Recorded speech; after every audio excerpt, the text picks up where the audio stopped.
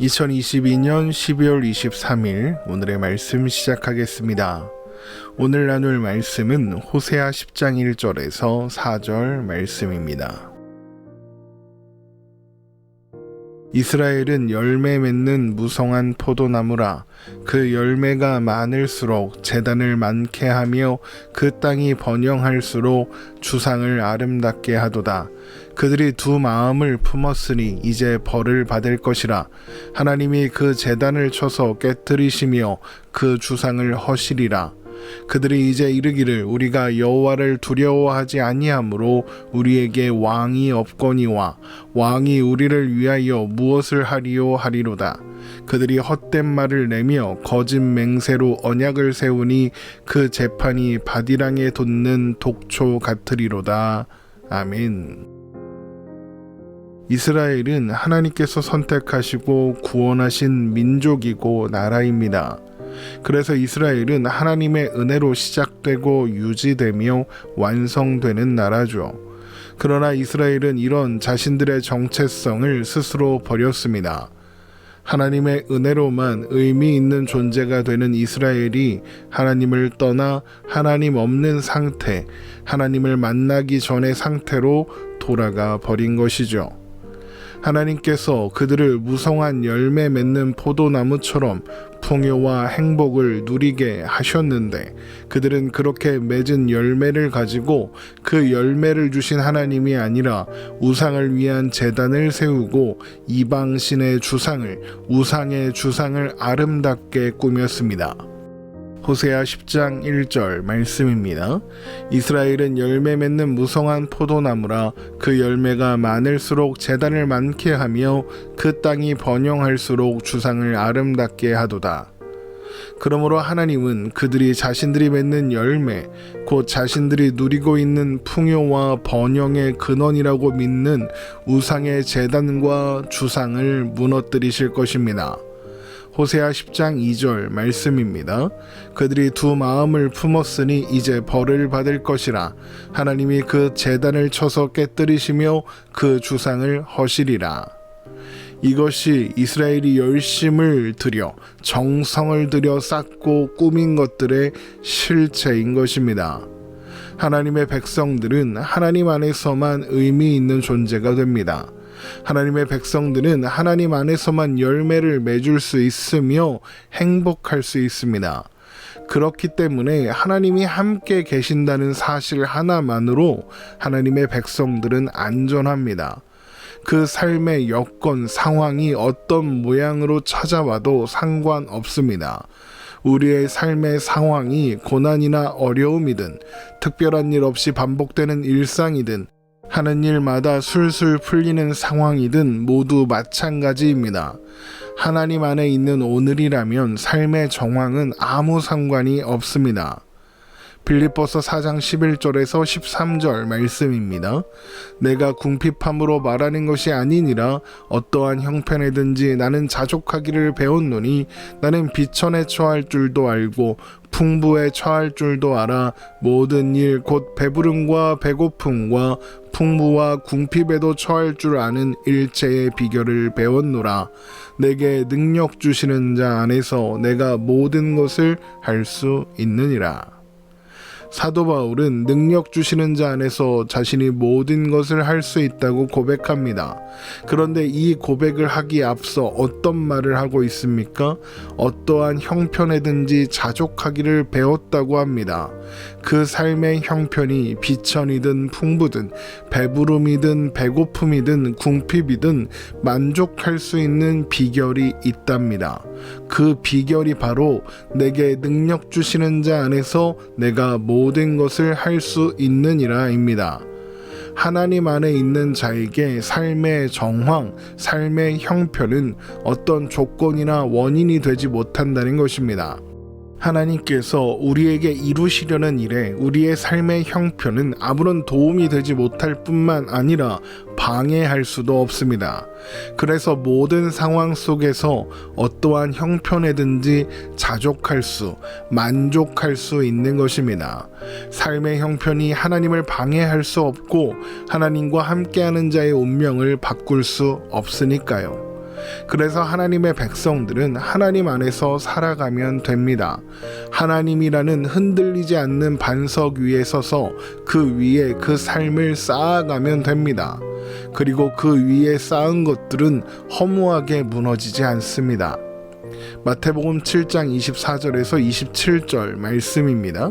그러므로 누구든지 나의 이 말을 듣고 행하는 자는 그 집을 반석 위에 지은 지혜로운 사람 같으리니 비가 내리고 창수가 나고 바람이 불어 그 집에 부딪히되 무너지지 아니하나니 이는 주추를 반석 위에 놓은 까닭이요 나의 이 말을 듣고 행하지 아니하는 자는 그 집을 모래 위에 지은 어리석은 사람 같으리니 비가 내리고 창수가 나고 바람이 불어 그 집에 부딪힘에 무너져 그 무너짐이 심하니라.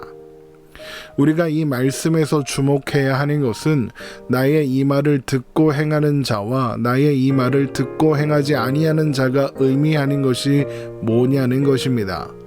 우리는 흔히 이 말씀을 주님의 말씀을 듣고 행했느냐, 행하지 않았느냐의 차이로 생각합니다.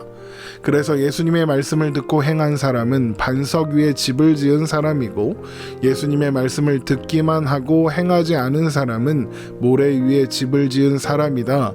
그러니까 열심으로 행해야 한다. 이런 결론으로 가곤 하죠. 그러나 이 말씀은 전혀 다른 의미입니다. 여기에서 말씀을 듣고 행하지 아니하는 자는 말씀을 듣기는 들었으나 행하지 않은 사람을 의미하는 것이 아니라 말씀을 듣지 않고 행하는 사람을 의미합니다. 듣고 행해야 하는데 듣고 행하지 않은 겁니다. 그 차이를 아시겠죠? 그 증거가 두 사람 모두 집을 지었다는 것입니다. 한 사람은 반석 위에 집을 지었고 한 사람은 모래 위에 집을 지었습니다. 집을 지었느냐 짓지 않았느냐의 비교가 아니라 어디에 집을 지었냐의 비교입니다. 그러니까 말씀이라는 반석 위에 집을 지은 사람, 말씀 위에 그 삶을 둔 사람과 세상 위에 그 삶을 둔 사람의 비교인 것입니다. 그러면 어디에 집을 지어야 안전하겠습니까? 당연히 반석 위에 집을 지어야 합니다. 모래 위에 지은 집은 쉽게 무너집니다. 이스라엘 백성들도 모래 위에 집을 짓고 있는 겁니다. 하나님 안에서 하나님과 함께 할 때만 의미 있고 행복하며 열매 맺을 수 있는 존재들이 자신들의 열매의 근원이신 하나님을 버리고 그 삶에 우상을 세우고 우상을 열심히 꾸몄습니다. 그리고는 만족해 했겠죠. 얼마나 멋지고 아름다운가, 얼마나 의미 있는가, 이것이 우리 삶의 결실이다 그랬겠죠. 그러나 그렇게 쌓은 모든 것들이 사라지게 될 것입니다. 우리는 어디에 우리의 삶을 쌓고 있을까요? 우리의 오늘은 하나님 안에 사는 오늘인가요? 아니면 하나님은 잠시 뒤로 미뤄두고 내 눈에 의미 있어 보이는 일들, 세상의 것들로 내 삶을 채우고 있지는 않은가요? 오늘날 많은 기독교인들이 하나님을 믿노라 하며 교회도 다니고 헌금도 하고 헌신도 하지만 그런 것들을 하는 목적이 세상의 성공과 영화를 얻기 위해서 내 소원을 이루기 위해서인 경우가 너무도 많습니다. 많은 정도가 아니라 거의 대부분이 아마 그럴 것입니다. 우리의 삶의 모든 초점이 이 세상에서의 삶에 맞춰져 있다면 하나님께서 주신 선물들로 우상을 위한 제단을 쌓고 우상을 위한 주상을 꾸민 이스라엘과 다를 것이 없습니다. 세상에 쌓은 모든 것은 결국 무너지고 사라질 것들에 불과합니다. 그런 것들이 우리의 삶을, 우리의 운명을 좌지우지하게 내버려 두지 마시기 바랍니다. 하나님은 하나님의 백성들이 삶의 형편이 아니라 하나님을 바라보고 하나님께서 허락하신 그 하루를 살아가기를 원하십니다. 그런 하루들이 쌓여 하나님은 하나님의 뜻을 이루실 것입니다. 우리의 삶의 정황이 우리를 휘두를 수 없고 우리의 운명을 결정지을 수 없다는 것과 하나님이 우리의 삶의 주인이시라는 것, 또한 그래서 우리의 삶을 책임지시는 분 또한 하나님이시라는 것을 기억할 때 우리는 우리의 삶이 헛된 것으로 가득 차게 하지 않을 수 있을 것입니다. 그런데 이스라엘은 바로 그 사실을 잊은 것입니다. 하나님을 주인으로, 하나님을 왕으로 모시는 것을 거부하고 자기 소견에 오른 대로 그 삶을 온갖 헛된 것들로 채워갔습니다. 그러면서 왕이 우리에게 무엇을 해줄 수 있냐고, 하나님이 우리를 위해서 해준 게 뭐가 있냐고 말했습니다. 호세아 10장 3절입니다. 그들이 이제 이르기를 우리가 여호와를 두려워하지 아니하므로 우리에게 왕이 없거니와 왕이 우리를 위하여 무엇을 하리오 하리로다. 그런데 이스라엘에 왕이 없었습니까? 언제나 늘 있었습니다. 하나님이 그들의 주인으로, 그들의 왕으로 늘 함께 계셨습니다. 심지어 그 왕은 군림하고 착취하는 왕이 아니라 사랑하고 섬기는 왕, 그래서 자기 백성들을 언제나 안전하고 풍요롭게 지키는 왕이십니다. 그런데 이스라엘은 그런 왕을 외면하고 거부했습니다. 그들에게 하나님은 그들의 삶을 책임지시는 왕이 아니라 그들을 귀찮게 하고 속박하는 불필요한 존재였던 것입니다. 그래서 그들은 하나님을 향한 신뢰를 저버리고 나름대로의 방식을 따라 그 삶을 채워갔습니다. 그래서 그 삶에 무엇을 채웠습니까? 헛된 말과 거짓 맹세를 채웠습니다. 풍성한 열매를 맺는 포도나무가 아니라 스치기만 해도 중독되는 독초로 채운 것입니다. 호세아 10장 4절입니다. 그들이 헛된 말을 내며 거짓 맹세로 언약을 세우니 그 재판이 바디랑에 돋는 독초 같으리로다. 하나님을 믿지 않으니 각자의 운명을 각자가 책임져야 했고, 그래서 나름대로 살아남기 위해 거짓이 일상이 되는 겁니다. 내가 먼저 속이지 않으면 내가 속임을 당하고 망할 거라고 생각하니까요. 하나님을 믿지도 의지하지도 않음으로써 아무도 믿을 수 없는 세상이 되어버린 것입니다. 서로가 서로를 속이고 찌르고 죽이는 상황, 그 삶이 독초로 가득하게 된 것이죠. 모두 하나님께 대한 신뢰, 믿음을 저버린 결과입니다. 하나님께서 그 삶을 책임지신다는 것을 믿는 사람은 헛된 말을 하거나 거짓 맹세를 할 이유가 없습니다. 다른 사람들이 혹 나를 속여도 하나님은 속지 않으실 것을 아니까요. 혹 내가 속아서 손해보는 일이 있더라도 하나님은 그 일마저도 합력하여 선을 이루게 하사 우리를 위한 시간으로 만드실 것을 아니까요. 하나님 안에 있는 자에게는 비극은 없습니다. 능력 주시는 자 안에서 모든 것을 할 수 있습니다.